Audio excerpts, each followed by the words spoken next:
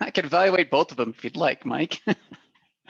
Thank you very much. And Craig, thank you for wrapping up your motivational strategies speech, your path with us today. This is a momentous occasion, and of course, you are an inimitable speaker, and particularly when it comes to motivation for us, because your motivational style is unique.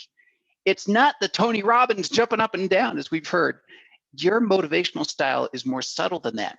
And as a result, we've learned a lot about you and how you motivate us and how you educate us and give us the facts. And we learn about not only what an allegory is, but you use that as an educational tool for us. I really appreciate that. There are a few things that I'd like to comment on about this particular speech. And of course, Craig, this full path for you has been a journey, and it's been a journey for all of us too, because you've shared that with us as you go through this path.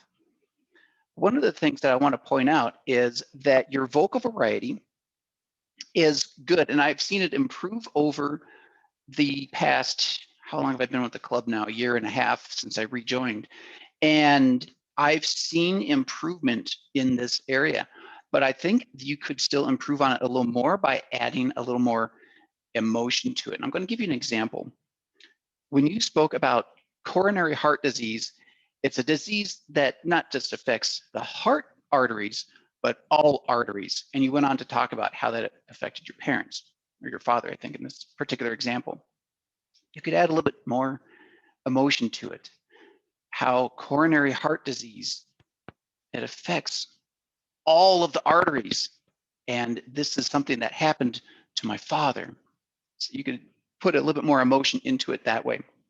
Another suggestion for you is that as you were wrapping up your speech, and right before we got to the final poll, I actually thought you were finishing up your speech based on the tone and the speed of your speech and what you were saying.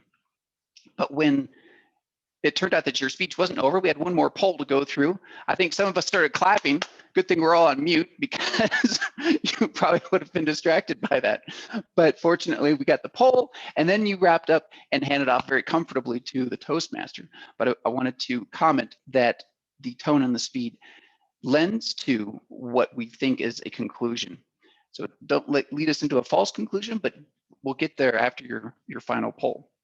Overall, though, one thing I have to say that I really appreciate is when you lean in, you give your points, point 1, point 2. It gets our attention, and you do a great job, and you always do a great job of making clear, distinct diction during your speeches.